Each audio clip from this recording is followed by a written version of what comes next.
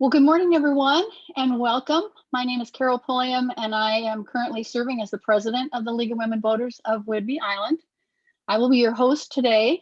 I welcome a big thank you to the District 10 legislators for meeting with us today. We didn't make them drive to the country club, but I will say I'll miss the cheese blintzes.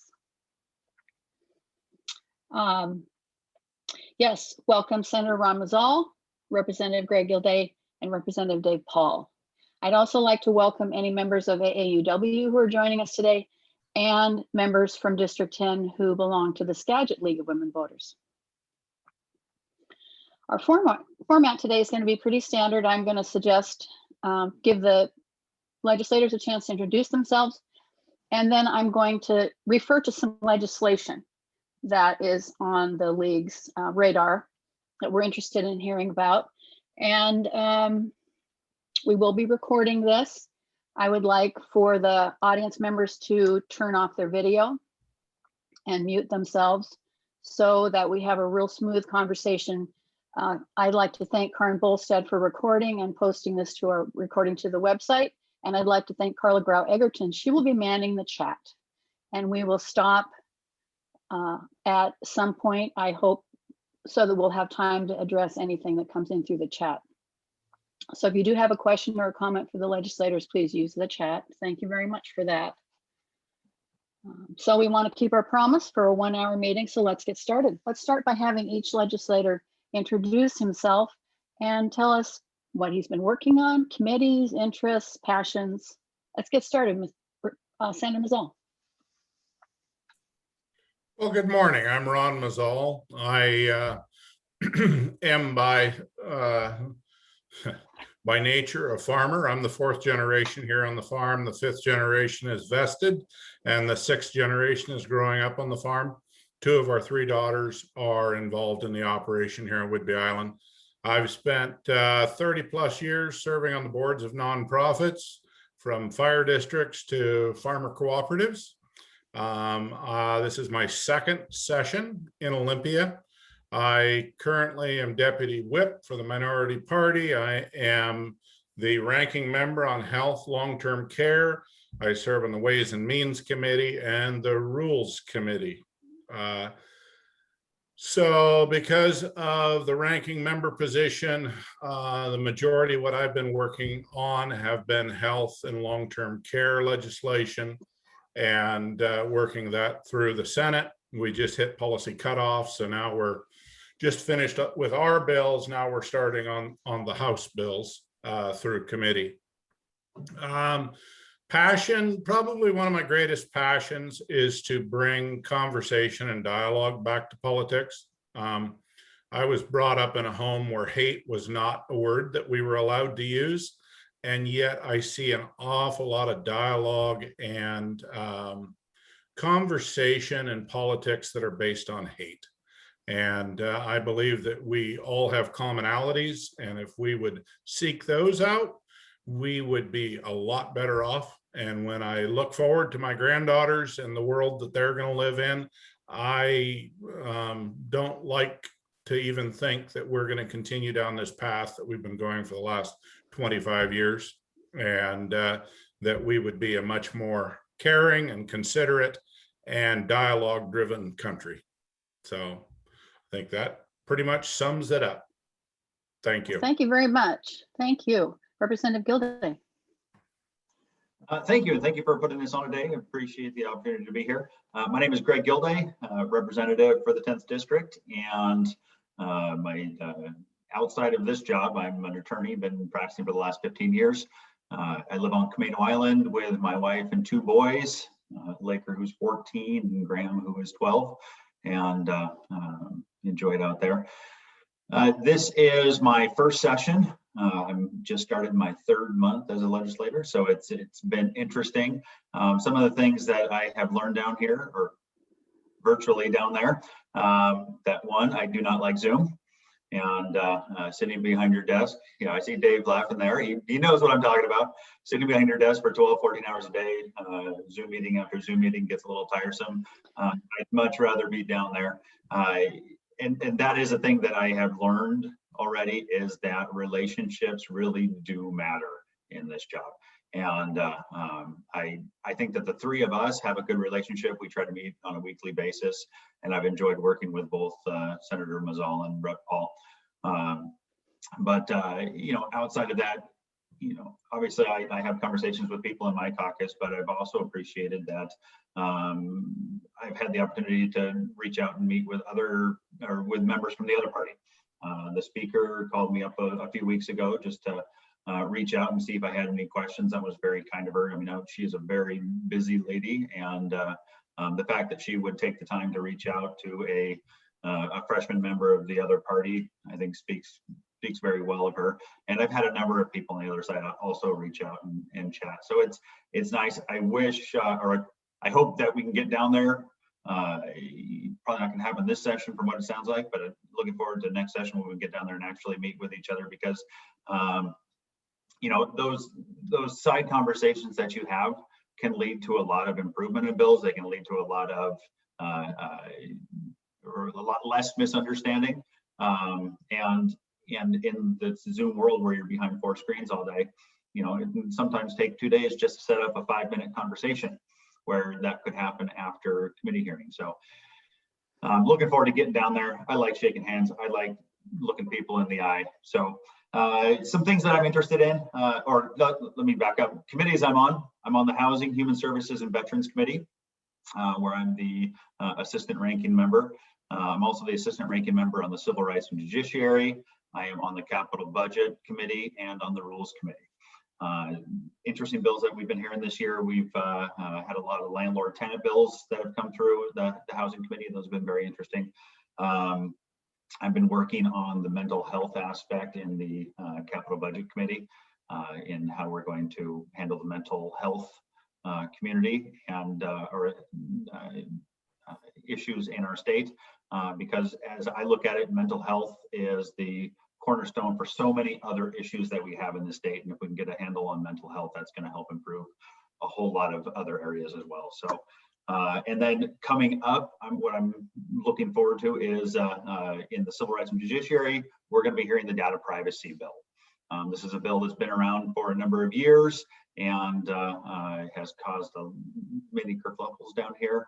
And it's going to be very interesting, the balancing act. And Washington really does have the opportunity to be a leader in this area. So I'm looking forward to working on that. So looking forward to your questions. Thank you. All right, thank you. Representative Paul. Thank you so much, Carol. Can you hear me okay? Yes, volume's good. Thank you. So thank you to the League of Women Voters for hosting us. This is one of my favorite events for the year. And sorry that we're not in person, but I look forward to that next year.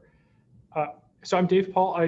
My wife and family and I live in Oak Harbor, and I've worked for grew up here in Washington State, and I've worked for the last 12 or 13 years for Skagit Valley College and have served a number of roles there. I think that work in student services especially helped me prepare to be a legislator and still work for the college and teach American government and help with community relations. And so I came into the legislature focused on education, both K-12 education and college and workforce training, and how to have education be a pathway to family wage jobs, and then protecting our quality of life here in the 10th district and throughout our state and our country. And so I'm really fortunate. I served on the education committee last session. I'm now on the community and economic development committee and the college and workforce development committee and the transportation committee. And those really help me be grounded in the work I want to do in the legislature for our community. So really have spent a long time over the last year thinking about how to support our students and families and educators, both during the pandemic and after the pandemic. My amazing legislative assistant, Maisie's on the call. We have spent a lot of time thinking about how to help support students during this crazy time, and then thinking ahead to help students that may have experienced learning loss, who have had a rough time with the social and emotional impacts of the pandemic and being isolated. So we are working hard on the understanding the recommendations from the Children and Youth Behavioral Health Group. I'm a big believer in not reinventing the wheel. So this work group was created session before last, and looking at their report and thinking about how we can implement that here in Island and Skagit and Snohomish County to help our communities. A lot of that has to do with making sure that we've got great mental health coverage, good mental health coverage for our families, for our community. That's especially important on Island County, but also in Skagit and in Snohomish County, where there just aren't enough providers. And then thinking about how we can have healthy and thriving communities, I mean that really kind of big picture. When we think of having prosperous communities, it's not just economic development, but it's making sure we have housing affordability, great schools, a quality of life, a healthy environment. So thinking a lot about broadband, which we knew was important for economic development before the pandemic, but the pandemic really highlights the need for broadband as a healthcare and an education tool. Think about how to have stronger funding for our maintenance and preservations of our roads. Very concerned about ferry construction and making sure our ferry system is healthy. There is a lot of misunderstanding about our ferry system, and from my philosophy, it's part of our transportation highway system. And then thinking about economic development, I've really had the honor of working with Matt Benke. He's a Republican member from the Tri-Cities. We have co-sponsored a bill that helps promote manufacturing on a regional basis, help make sure that women and minority-owned businesses have greater access to manufacturing. A goal of, those are family wage jobs, and depending on our region, the state, they can look differently. So I think for our corner of the state, looking at green technology, perhaps with building personal protective equipment, but really proud of that work. So that's what I've been working on this session. Thank you. Well, I hope that we'll give you another chance, each of you, to talk about what specific bills you are. Dave, I think you started that. I'm going to use the list that I gave you just to address legislation, and I'd like to hear more about it and your reactions to it and your rationale with it. So let's start with voting rights restoration for formerly incarcerated individuals. This there's red tape right now, or other things that formerly incarcerated people need to do to get their voting rights back. And what do you think about that? So I'll jump in. We had a bill in the House. I think it was 1078. I've got a cheat sheet. I think that's the right bill, and we amended it a little. I supported that bill. I think my work at the college really helped show me the necessity of getting folks integrated back in their community when they're released from prison.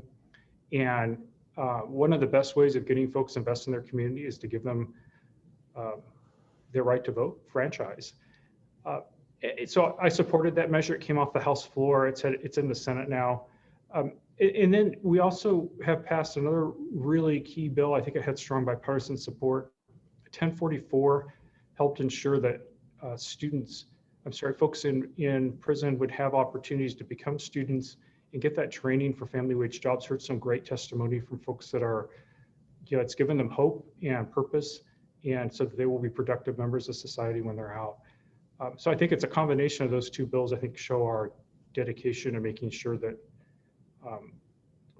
the prison system is also a reform system. Go ahead, Senator. Do you want to go back and forth, or do you want to make it a round, Greg? You can go next. Go for it, Greg. So I was going to talk about those two bills as well. 1044 is a great bill because, like Rep. Paul said, if we can help the people who are incarcerated to get educated, education is the great equalizer. And if we can get people educated and show them that, hey, there is another path here, that's only going to help. The 1078, which is the felon voter vote restoration bill, I did vote against that on the House floor. I didn't look at it as a voting rights act because they already have a pathway to get their right to vote back. And that can be seen just in the sponsor of the bill, Rep. Simmons, who was she was an incarcerated felon, and she got out and paid off all of her fines and everything, went to law school, fought all the way to the Supreme Court in order to be able to take the bar exam, won that battle, took the bar exam, and is now a practicing attorney helping people in her same situation. The reason I voted against it is because what the bill, how it set it up was that as soon as you're out of total confinement, so as soon as you're out of prison, you can apply to get your, apply to be registered to vote again. And I thought that there needed to be some more sideboards put on that. There's no, you know, I think you should have to pay back to the Victims Restitution Fund. I think you should have to pay off some of those fines, court fees and things like that. I'm willing to not have to negotiate with those, but it's I think you should pay your victim restitution back before you have your rights restored. And the other thing is that it didn't make any exceptions for the type of crime that you went in for. And you know, one of the examples of that is on McNeil Island, which houses some, you know, it houses the state's violent sexual predators. McNeil Island's run by DSHS, and so even though they're on McNeil Island, they're committed there, they're able to get their voter rights back because they're not in total custody of the Department of Corrections. And so I thought that there should be a finer middle ground that we could have reached a more bipartisan thing on, but those are the reasons I voted against it. Thank you. So this year it was the House's turn to deal with this legislation. Last year we dealt with it in the Senate. Actually, it got dropped as we moved forward. We're looking at it, and I'm looking at it with more of a general trend. So I've had a fair amount of experience employing formerly incarcerated individuals. I currently have one employee who works part-time for me. I'm concerned about recidivism. The voting rights, as long as we obtain a level that we're acceptable with, I don't see an issue. They currently do have a path. Wanting to move that back, I think that there's a balance there. I think that we have some real issues we need to deal with in Department of Corrections when it comes to healthcare, when it comes to other things. The recent murder at the facility at Airway Heights is a perfect example of an issue that never should have occurred. And actually they'd been warned about that. So we've got some changes we need to make in our system. We have some changes we need to incorporate when it comes to education, drug treatment, mental health treatment in our Department of Corrections system. The voting rights is just one step toward the end result, which is to avoid recidivism, which is our biggest issue. That this is the reason that we have a system that we've got. So. All right, lots to think about there. I appreciate the filling in of and highlighting the bigger issues that you all three of you did. Thank you so much. Dave, you earlier mentioned broadband and how the pandemic has exacerbated the lack thereof for many of our students. How do you three see we can deal with that? Yeah, so I worried I'm jumping in too fast, but we've got a couple of bills that will help with that.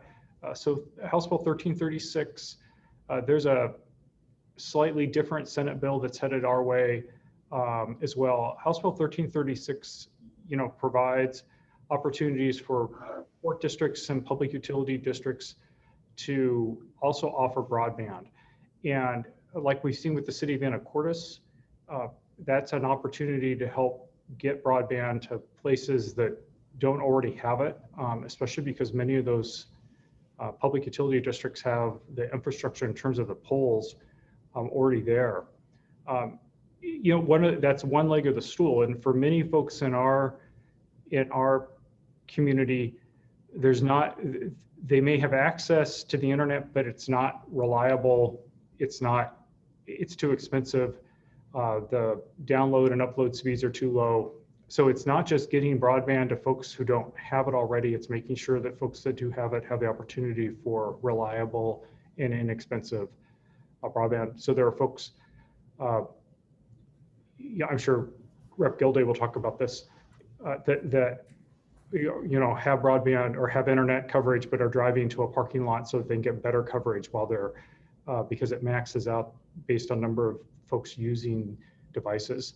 We also have folks, especially students who don't have access to devices, and 1365 helps rectify that, helps make sure that every student has access to a device. I'm not sure that's a huge issue with our school districts, but they worked very hard to make sure that students would have those Chromebooks and other devices. It's both helpful to have them in their home, but also once we start school again, face-to-face, they will be using those in the classroom. And then we'll need to invest with our capital budget to make sure that we are building out both the infrastructure to get it to folks who don't have it already, and then filling in, making sure that folks have options to get better coverage. It'll be a major investment in our capital process this year. So I am one of those people that Dave was talking about where I have broadband at home, but on a very good day, it has almost 2.5 megs download and half a meg upload.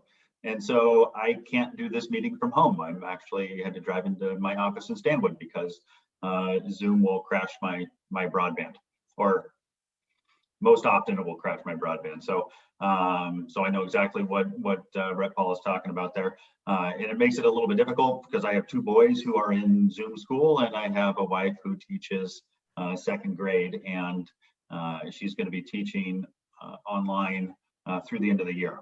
Mount Vernon schools in her grade have they've got their kids back to school, or in part, but my wife is the teacher who volunteered to continue for those kids who wanted to remain online for the remainder of the year. So that's something that we're dealing with.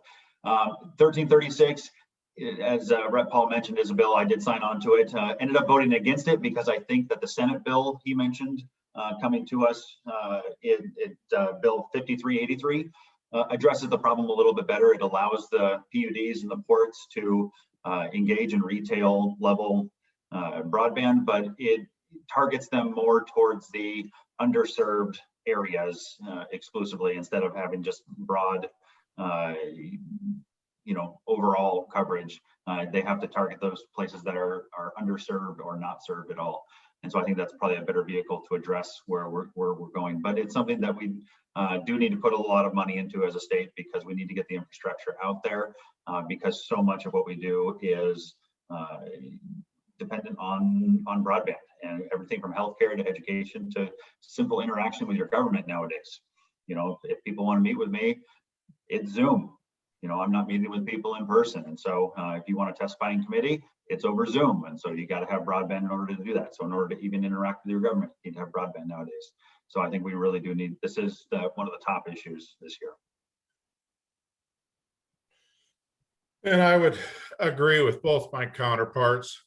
This is an issue brought to a head by the pandemic. I've actually worked on this issue for probably 15 years.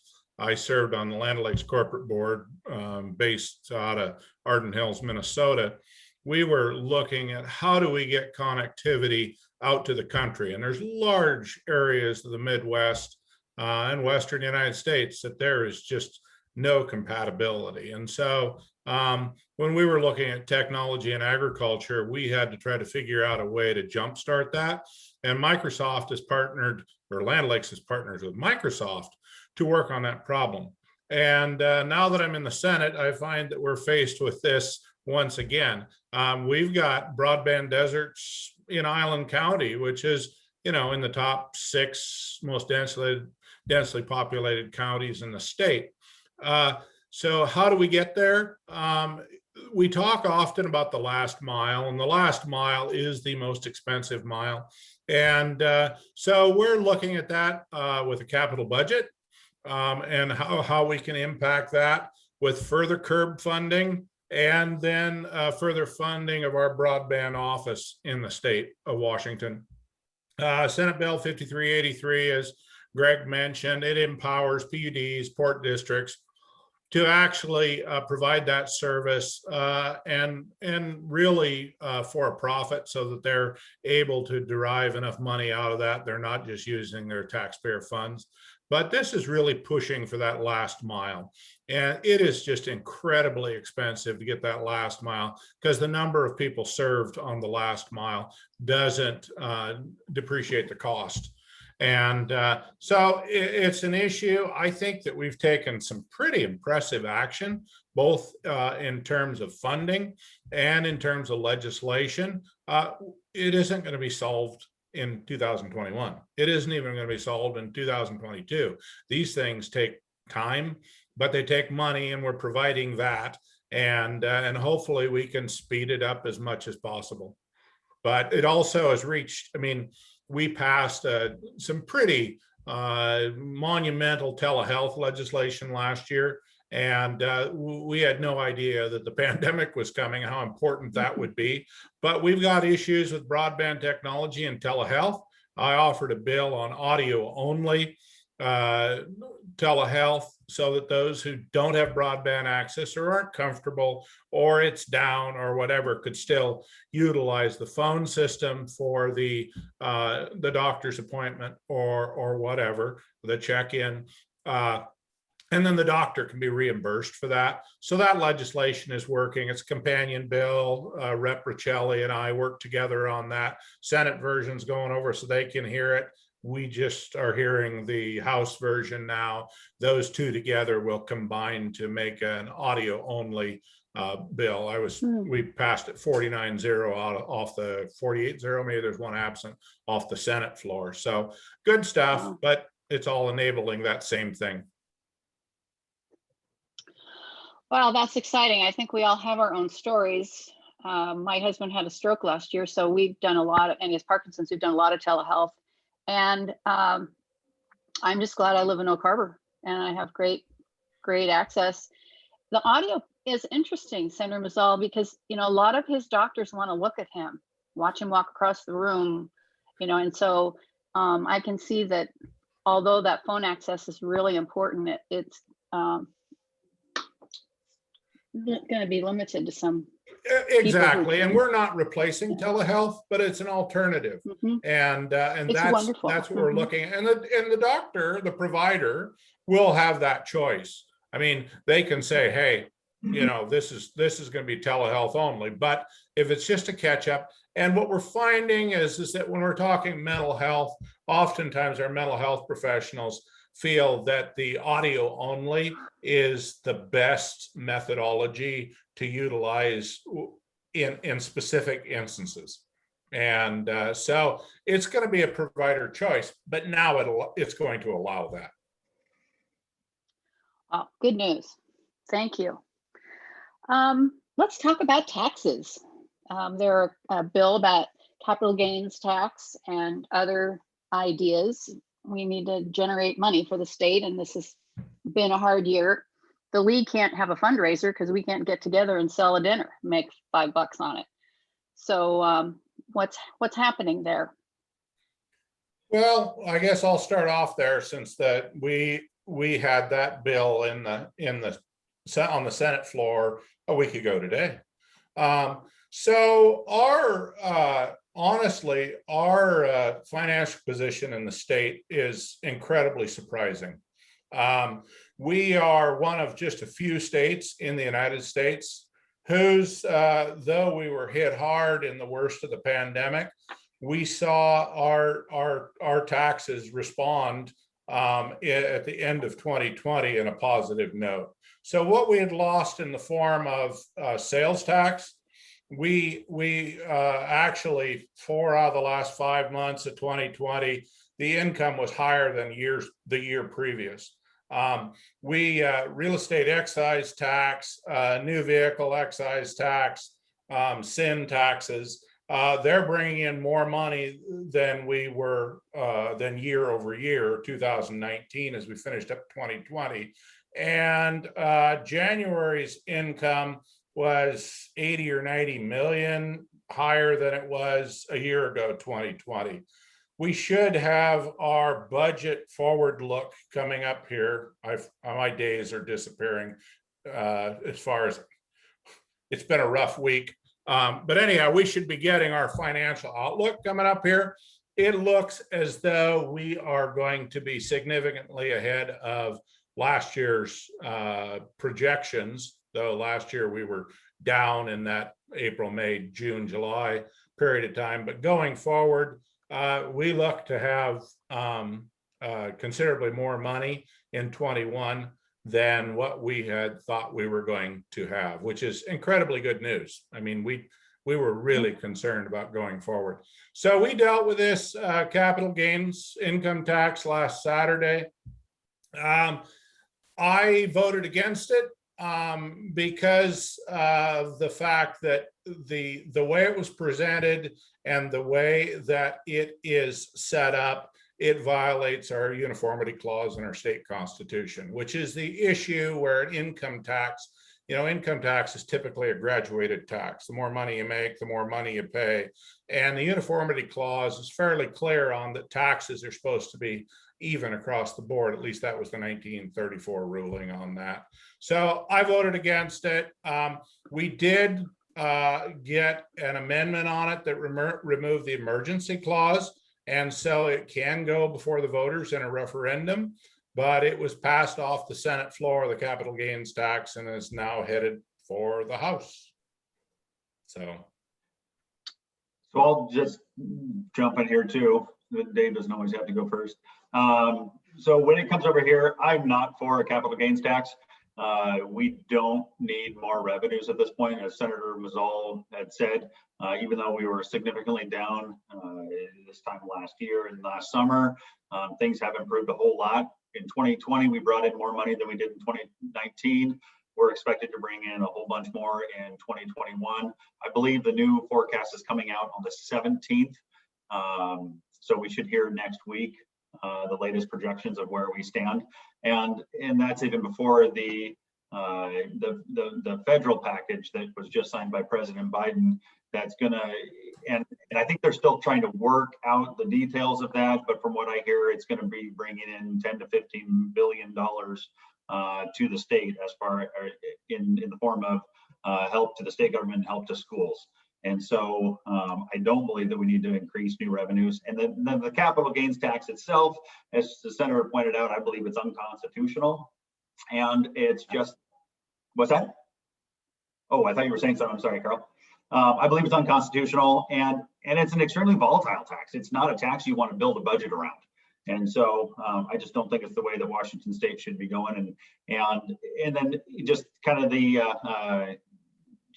I don't know if I want to say the cynic in me, but I believe looking at this, that the goal is to get the tax there, and if they can get it past the courts, I see that the minimum threshold is going to be coming down, the rates are going to be going up, and it's going to start hitting more and more people. And I don't think that that's a way out of the way forward for Washington. Thank you, Dave. So I'm probably coming from a slightly different perspective. Don't know how I'll vote on the bill, but our tax system is, by all accounts, the most regressive in the nation, which means our poorest neighbors are paying the most of their income, and that bothers me a great deal. We have talked about having some sort of grand bargain where everybody is unhappy with the current tax system. The B&O system for our businesses, the business and occupation tax system, is completely messed up. That's the politest word for it. And where different organizations, different businesses are paying very different rates. That whole system needs to be reformed. The bulk of our taxation is based on sales tax, which is very volatile, as we saw last summer when the pandemic really hit our state a year ago. So I would be supportive of a conversation that involves a cut in other taxes, including our property taxes, which have gone up significantly in the last several years, so that we are helping to have a more fair tax system. What concerns me is that the current legislation gets at that a little bit, but doesn't get it all the way. And I think that that's what voters want. Is you compare our tax system to, say, the state of Idaho, it's crazy that Idaho would have a much more fair tax system than our state. So that's why we have not heard the bill yet. Senator Muzall has spent all Saturday. I suspect he's heard it more than once. I look forward to learning more about the bill. Well, thank you for mentioning that our regressive tax system. I think I appreciate all of you and your work toward making sure that we have funds and that we work toward more fair system. So thank you. We have a couple of questions from the chat. Let's talk about advisory votes, what you think about those briefly. I think our concern with advisory votes is that it confuses voters so they don't vote. What do you think about continuing to include those? Are they helpful for you, or what do you think about them? Well, I can start off there. So this was passed as an initiative. The people of the state of Washington voted on it, and they passed it. They wanted the advisory vote to be able to vote on taxes passed by the legislature. So I don't think that I'm sitting in a position, this is my personal opinion, I don't think I'm sitting in a position to tell the voters that they were wrong on that. So I don't believe that bill passed out of the Senate, did it? Too many bills, Greg. I would agree with you. I don't believe that it did. This is maybe I can circle back on that real quick. It is difficult to keep track of all bills that are moving all the time, especially if you are sitting in a position like Dave is or I am on specific committees where the majority of your time is taken up with dealing in a specific area of the bill passing. So Greg asked that question, and all of a sudden my mind goes, I can't remember. It didn't pass. Yeah, it didn't. So it's really a more of a discussion on philosophy than it is anything else because of where that bill sits. All right. Well, thank you. Let's go to chat. Carla, do you want to turn on your video and audio and see if I know there are a couple of questions that have come up. There she is. Hi, Carla. Hello. Well, the first question actually is about goes back to expansion of broadband, and the question says, well, won't Washington State and Island County benefit from the new COVID relief bill in order to that includes funding for expansion of broadband? So what are your thoughts on that solution?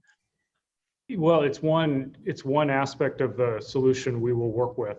One thing that will help. So, and that's kind of a fast moving target that initially we thought that money was going to be, you had to match it with state dollars to get the federal dollars. I believe the thinking was yesterday, the bill just was passed at the federal level, that it will not necessarily be matching dollars, but I think there's a strong commitment with both chambers and both parties to have a lot of capital dollars go into broadband infrastructure. So it's going to help. Appreciate the federal delegation working on that. And again, I'm very concerned about not only getting it to rural parts of our state that don't have broadband, but making sure that folks that have some sort of internet connection have better internet connection so that they actually can take advantage of the health and education and economic development benefits of broadband. Yeah, I mean, as Dave mentioned, this is brand new. We're just, our staff is just diving into it. They're just getting the final stages of it put together. There are strings with these dollars, one of which you can't replace tax dollars with these dollars. So what sometimes looks like, oh, we could put it there, you realize, oh no, that doesn't qualify. So we're not sure yet exactly where we're going to be able to specifically use those dollars and plug those in. That has yet to be determined. I mean, some places like schools Yes, but even there, you have to go through the legislation and figure out what the definition of where that can land and how it can be used. So, And I think, yeah. oh, Go ahead, Greg. well, I was just going to say another thing that I'm concerned with, just after we figure out, okay, what exactly are we getting? Where exactly can we put it? We need to be careful at putting these dollars towards one-time expenditures and not creating new bureaucracies or new programs that are going to essentially create a bow wave years down the road where it's like, okay, those dollars are no longer coming from the feds and we have billions of dollars that we need to put into these things. So we need to plan our budget, use the relief from the feds for things that it's meant for, for COVID relief, for getting businesses back up and running. I see it as broadband infrastructure can be in that thing, because once you have the infrastructure there, then it's not necessarily going to be a huge ongoing expense. And so it's one of those things that we just need to be careful with how we spend those dollars. Okay, so translation, it's complicated. Well, and then I have a specific question for Dave Paul, and this is such a League of Women Voters question. Is American government a required course for an associate degree at Skagit Valley Community College? That's a great question, and I appreciate you talking about Skagit Valley College and how we meet students where they are in our community and help them get a great transfer degree to a university. So it is not a required class. It counts as a social and behavioral health, or sorry, social science requirement. Many of our students, it is required for many of our students because they're running START. And so many of our school districts require a civics course. And I would guess about 80% of my students are running START, juniors and seniors in high school. They have to take it to graduate from high school. And it's a great class to teach. I love teaching it and learning more about what my students care about we've got students across our district. And it's a great opportunity for me to interact with our friends and neighbors. Great, thank you. And this is a question for all of you. If not the proposed capital gains tax, what is your alternative plan for fixing our state's tax system? Well, I can start off there since this legislation started in the Senate. So we have a bipartisan committee that is working on cleaning up our tax system. And so that committee has been working on, where are we going? How are we going to get there? And as Rep. Paul mentioned, our tax system is a hodgepodge, and in some respects is regressive. It is unfair. It hits particular industries. I mean, there are certain B&O or excise taxes that are the highest in the nation.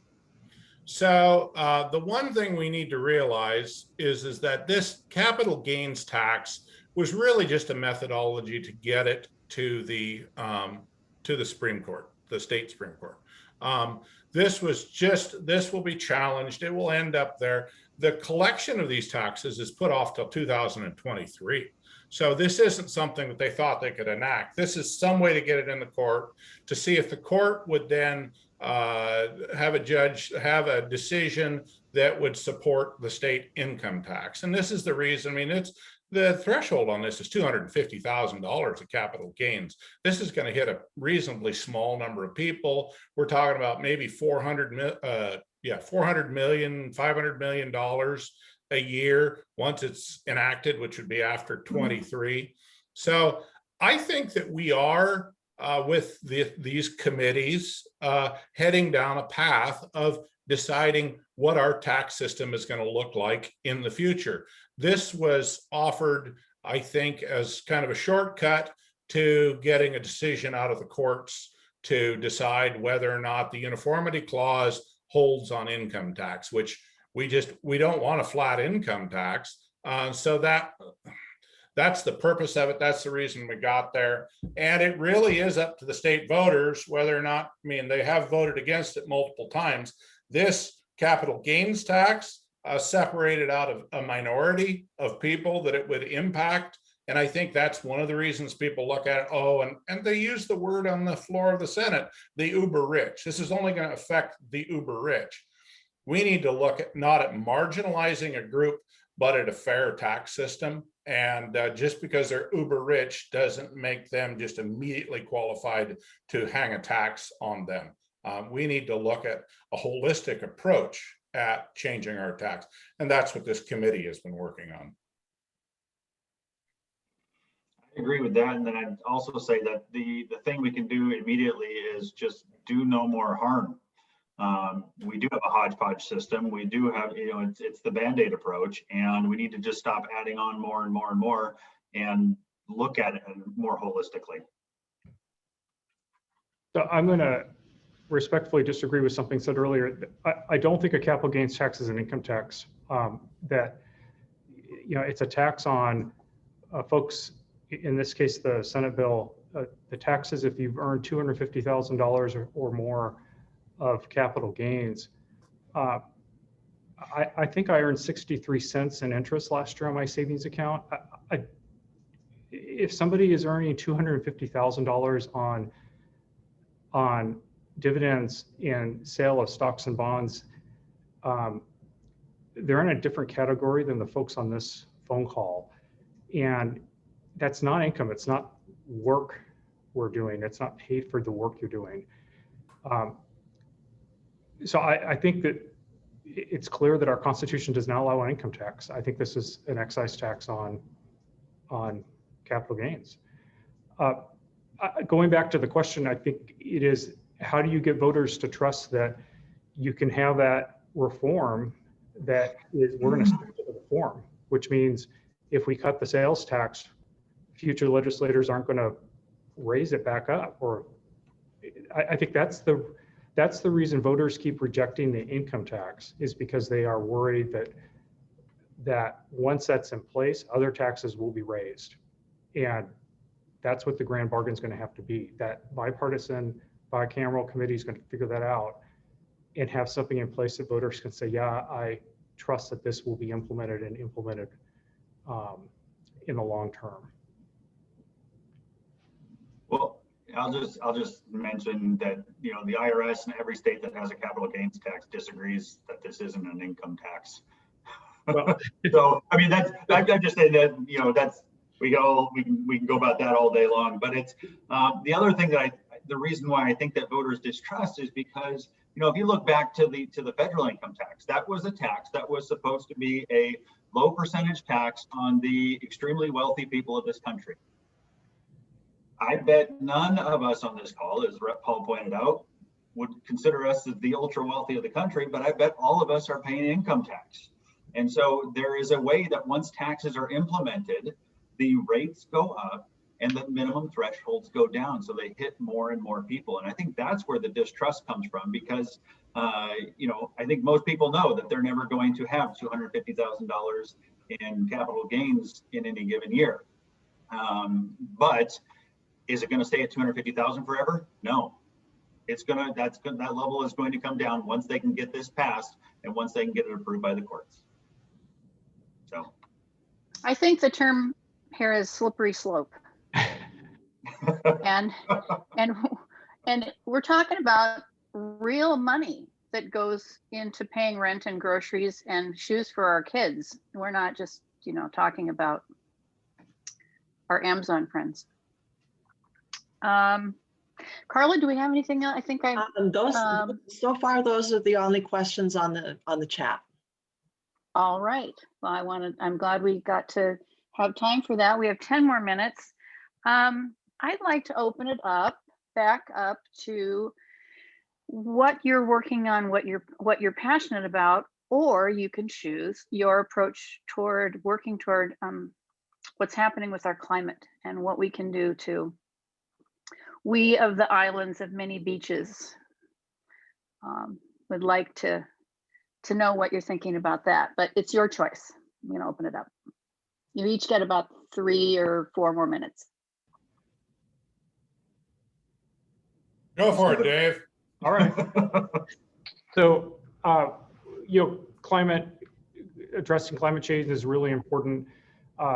We've passed a number of important bills. I'm really proud that 1287, House Bill 1287 helps establish how we'll make sure our electric network is ready for electric cars, which are coming. And that bill initially was a mandate not allowing gas-powered cars after a certain year. I don't remember what it was, but it got amended.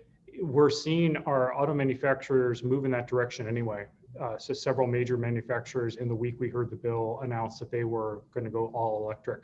So we need to be ready for that with our electric infrastructure. I think that was a good bill. We also worked on House Bill 1260, which helps address greenhouse gases in buildings. That is a major issue globally. Our transportation sector is the biggest contributor to greenhouse gases in Washington State, but buildings are right after that. So that bill, I'm proud of, will help reduce greenhouse gases in from new construction of buildings. We continue to work on the clean fuel standards. That I know is a controversial bill, but I really believe we've got to address our transportation sector and really believe that we can help create those biofuels and clean fuels here in the 10th district. I have been talking to folks that are in that industry, and that is a source of family wage jobs. And we should be creating those fuels here and using them here rather than shipping them to Oregon and California. So those are some environmental work I'm doing, and also continuing with the manufacturing sector that we talked about earlier, and working to help support community mental health in our community. We've got a budget proviso, hoping to get that passed that will help strengthen some of the work we've already started in our community. Thank you. Okay, well, I'll go next, and I'll just say that, you know, I think climate change is real. I think man probably has a hand in climate change. I'm not saying that it's not out there. What the bills that Dave was talking about, I think I voted against all of those for various reasons. And one of the main reasons is that they don't have metrics in there to measure the effectiveness. Yes, they sound good. Yes, buildings contribute to greenhouse gases, but we need to have metrics in order to take a full life cycle view of, okay, how much energy is this using, how much CO2 are we putting out. The low carbon fuel standard, that was a big controversial bill. We did have, I think we had a great debate on that in the House floor. And, I didn't get behind that because I think that turns into a very regressive tax. I mean, it's shown that it's going to increase the cost of gas, the cost of diesel. And, for those of you who don't have cars, diesel is still what gets all of our food to the grocery store. It's what gets our goods to the stores. Prices are going to go up because the trucking industry is going to pass those additional costs onto their clients, and cost for everything is going to go up. And those are going to hit, again, that's going to be a regressive style tax there. And so I just don't think it's the most efficient way to use our environmental dollars. It's when you measure it out, it's a very inefficient way to address atmospheric carbon. A couple of bills that I'm interested in, like I said, digital privacy is coming through, civil rights and judiciary, and that's going to be a very interesting conversation because it kind of gets back to the old saying that politics makes for strange bedfellows. And the last 3 years, it's passed the Democratic House or Democratic controlled House, and in a wide bipartisan manner, and then goes over to the House. Right? Did I say the House? I meant the Senate. Passed the Senate, and then it came over to the House, and that's where it falls apart. So it's really interesting. Another one that I heard this last week is making electronic wills, which, as an attorney who does a lot of estate planning, kind of interests me. Curiosity of how we're going to go about actually getting it so you can electronically sign your wills. So, that's kind of off topic from what you had, but anyway, thank you very much. Thank you. Senator Muzall, do you have a? Yeah, so we passed Senate Bill 5000, which the number gives you an idea is where it started out working on, which is creating a hydrogen fuel cell electric vehicle pilot sales and use tax exemption program. So we've got some PUDs in Eastern Washington that are looking to create a process to separate the hydrogen out and start down the path of hydrogen fuel cell technology. So that came out of the Senate. I was a sponsor on that bill. We're looking at a number of other things when it comes to electrical generation and what we're going to be able to do with the new technology that is coming out as far as nuclear, which we're going to have to look at really seriously in order to generate the power that we're going to need in the future when it comes to the use, whether it's electric cars, tractors, or replacing fossil fuels in heating our homes and our water. We're going to need more electricity, and we're going to need it closer to home because transmission is going to be an issue in the future. I have said, and I will repeat, I'm not an environmental activist. I'm an active environmentalist. I've had a number of conversations with sponsors of other bills. In our rotational pasture system, we sequester 3,500 pounds of carbon per acre per year. So when you look at putting carbon back in the soil, this is something that we're in agriculture looking to do all the time, whether it's with winter cover crops or with rotational grazing or whatever the case is. Putting organic matter back in the soil results in carbon in the soil where it belongs. And so we're working on that, working on continuing programs and the benefits of some of these programs. My concern is always unintended consequences. Bottom third of our population drives the least economical vehicles, and they drive them the furthest because they can't live close to their jobs. So everything that we do to drive up the cost of fuel is going to have unintended consequences that is going to affect the bottom third of our population the hardest. And so we have to be very careful about where we're assessing these costs and what impact it's having on them. And after the pandemic, that bottom third is particularly stressed. So thank you. Yes, thank you. Well, we have exceeded, we're about at our ending time. So I always like to let my students out 30 seconds early. I also taught civics to seniors in high school before I retired, and that was a hoot. It was just so much fun to put kids in situations and help them learn how government works at all levels. I like to pitch our book, The State We're In, published by the League of Women Voters. We now have the first one was a middle school version, and now we have a grades 3 through 5 version that's just come out, and I think all of you have a copy on your desk about now, or have received one. I want to thank your staff as well for all the support that they give you so that you could be here today.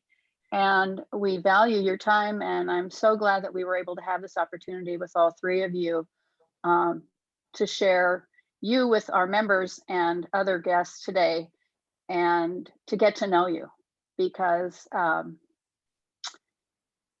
I know that I've contacted a few of you at one time or another, and you're always very good at answering. And I want people to know that you are accessible, and this is a great step toward helping with that. So thank you again. And I'd like to say you're excused. Thank you. Thank you very much. Thank you, League of Women Appreciate it. Voters. Hope to see you again. Yes, maybe soon, next year.